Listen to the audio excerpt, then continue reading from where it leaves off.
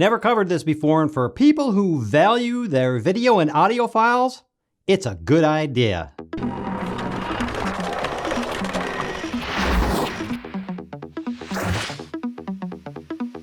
Okay, if you don't care about keeping a copy of your created works or have no interest in hearing about the subject, I have plenty of other videos you can watch. If you are interested, let me get past my preamble before I begin, and if you don't care about that either, jump to this time marker in the video. Drives are a heated subject, and I've already gotten comments about Seagate, LaCie, Western Digital, and many others that range from they suck, they fail, they're terrible, to best ever, love the support, and so on. When you have a drive and you depend on it and it fails you, you hate the drive, you hate the company, and no matter what they do, you're just, well, pissed. When things keep ticking along and all is good, it's usually the other way around. So when you read the hate and love comments that are inevitable after I post this video, just remember this. It's up to you to do your research, find out what your needs are, and make your buying decision on that. Next, I was asked by viewers about backing up their valuable data, and I met LaCie at NAB, a Seagate entity, and did an interview with Claremont to explain these drives, and yes, they're new. They supplied the drive I show in this video, and yes, I really like it and will be buying another one. Third, I don't care what electronic device you have, it's gonna eventually fail, as all electronic things do.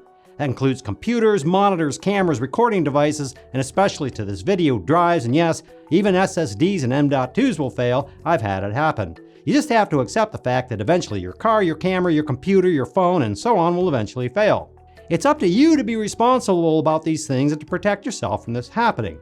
To rely on the drives in your computer and to expect them to never fail means you're fooling yourself. I said, you must be some kind of fool. As I said, if you don't care, then fine. For those that do, plan for it. Next, I'll admit I back up everything I do, including my computer, its setup, and every video and audio file and asset file I've ever had my hands on, including every single YouTube episode from day one.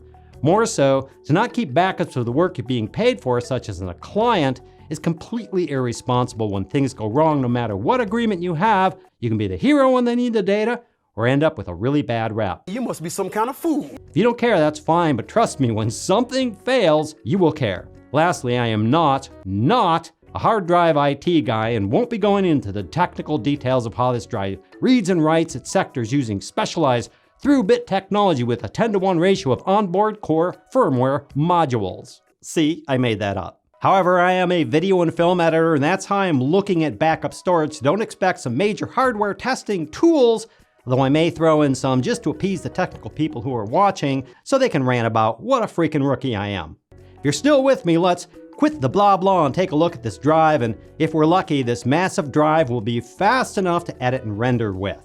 This is the LaCie 2 Big RAID Professional Desktop Storage Drive, USB 3.0 and Thunderbolt 3 16 terabyte drive.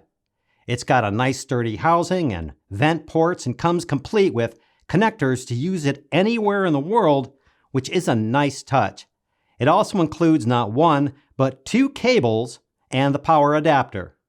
On the back of the unit, you have the USB connector here, the power cord, which plugs in here, the on-off switch here, and a fan, which is super quiet, and solid rubber feet on the bottom.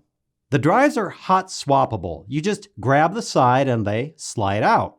The 2 drives are Iron Wolf Pro Enterprise Class hard drives, 7200 RPM, with an assured 24/7 reliability rating and a 5-year recovery plan.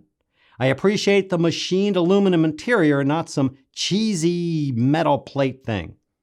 They easily slide back into the unit with ease, and there's no doubt that they seat well. The setup is super simple, but before I show you that and its performance, I want to make sure those new to this understand RAID, which stands for Redundant Array of Independent Disks, and has also been defined as Redundant Array of Inexpensive Disks or Drives, depending on who you talk to. Here's how this works. RAID 0 tells the computer, treat these 2 drives as one big gigantic 16 terabyte drive. RAID 1 tells the computer this first drive is only an 8 terabyte, but we're going to keep an exact real-time duplicate of what happens on it and keep a copy on the second drive without you having to do anything. That's the safe method. Finally, this unit has what they call a JBOD, which stands in computer lingo for just a bunch of disks. This computer sees one disk of 8 terabytes and another disk of 8 terabytes. What you will use will depend on your needs, and since I'll be buying another one of these units, I'm going to treat it like one big 16 terabyte drive and use the other as a backup for that. And so you can relate to the size of this drive, that would be approximately 500 hours of raw 4K footage shot at 30 frames per second with a transfer rate of 1 minute for each hour of 4K footage. I still mostly shoot in 1080 on YouTube, but that will change soon, which means I'm future-proofed from the get-go as 4K files are massive. On the setup, it couldn't be easier. Place the unit somewhere and plug it in. Next, connect the USB cable to the unit and the other end to the computer. When you do, the drive will recognize it's connected and start up with that cool blinky HAL 9000 looking light on the front. After the drive ramps up, a folder on the drive will automatically open. Just for grins, let's open this file. Cool, it comes with a 5-year warranty, and by the way, that includes free recovery in case something should ever happen, and a free 1-month membership to the entire Creative Cloud suite of apps as long as you buy it by January 2020. While that's not super impressive, the fact that this drive was designed with creatives in mind is. If you use this on a Mac, you'll go into this folder, but since I'm using Windows, I run this program. We enter our registration info and click the Download button to get the Toolkit installer. When the file is fully downloaded, click Next and you can quit out of this window. You get a welcome screen, a short explanation of what a RAID setup is, then you choose if you want the safe method, RAID 1, or full capacity, RAID 0, which is what I am choosing. It's quick and it's done. Here's the Toolkit app, allowing you to inspect, backup, and restore, as well as mirror drives if you need to, which I will use later when I get that other 16 terabyte drive. Let's close out of that, and indeed, I have that drive ready to go and mounted.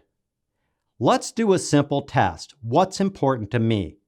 I'm going to copy my YouTube video assets folder, which sits on an SSD, over 44 gigabytes of data, to the new hard drive, starting at 4:59 p.m. Okay, I'm in the middle, and just as a note, I'm getting a consistent 115 to 120 megabytes per second speed, and I am connected to this computer using a USB 3 connection, and it will only be better when I get rid of the 5-year-old laptop and receive the new one with the latest Thunderbolt connections. And we're done at 5:06 p.m., so that's approximately 7 minutes. Next, let's do the exact same thing and copy the same folder and data over to my desktop, which is also an SSD, for comparison. We start at 5:07 p.m. We're almost done here, and I'm surprised that the SSD has the same consistent throughput as the hard drive, ranging between 115 to 120 megabytes per second. It ends at 5:14 p.m., which is surprising as, again, it took 7 minutes, the same as the copy to the large hard drive. Let's do some real-world tests. I've opened this project. It's got some title stuff going on, some After Effects round-tripping going on, and some content-aware things, and I'm running all of this off the new hard drive. The red here indicates that Premiere Pro might have a problem playing it in real time, so let's play it and see what happens.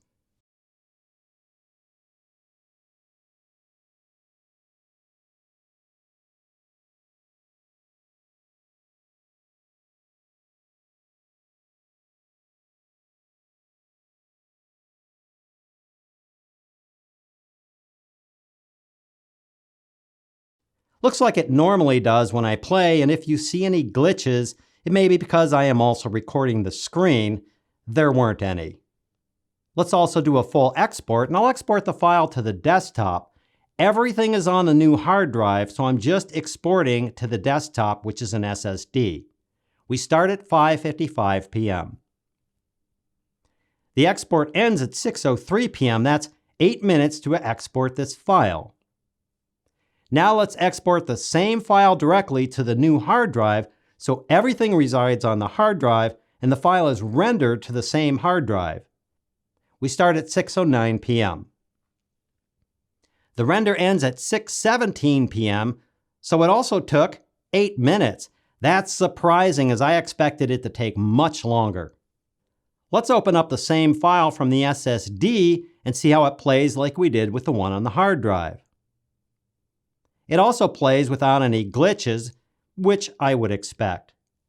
Now let's render from the SSD back to the same SSD and see how we compare.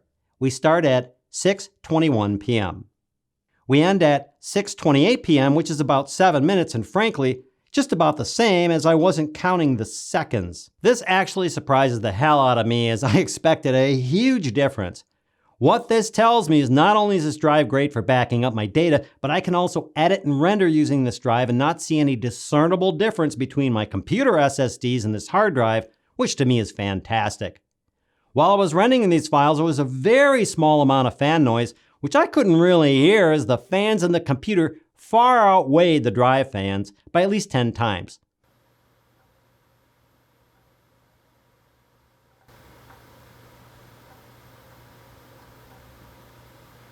You may hear a minute amount of drive head action, but really that's during rendering, to be expected. What I do like is if I happen to have this drive near me when I'm doing a tutorial or audio voiceover, I don't have to worry about noise from the drive, more from the computer itself, which is why I usually locate the computer at least a few feet away from me. There you go, the LaCie BIG 16 terabyte RAID drive. They make smaller sizes if you don't need anything that big. No matter what you buy, I suggest you check all of the features I've just shown against the price, quality, and size of this drive, which for under $700 is worth it. As for longevity, I have no idea, and I don't think anyone else can either, but to offer a 5-year warranty and data recovery plan, they must trust those specs. As stated, I'm not a tech IT guy, so you have to direct your comments to the LaCie people if they are rather technical. Now, I'm going to take all these other drives that I've had for years, and yes, they are Seagate drives, and get to backing everything up in one place. You'll find links to this and all sorts of other gear I recommend in the video description below. I hope that helps. Thanks for watching, and we'll see you next time.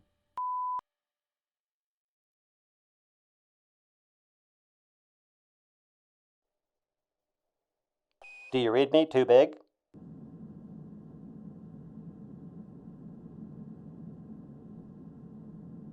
Too big?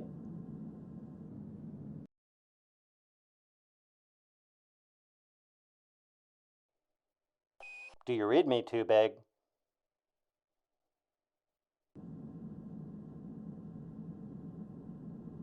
I read you. Open the pod bay doors too big.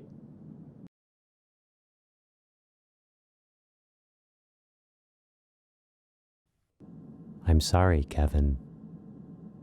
I'm afraid I can't do that.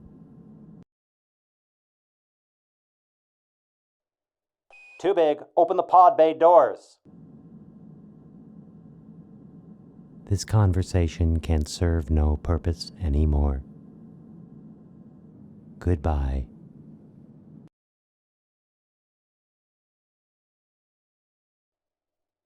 You motherfucker!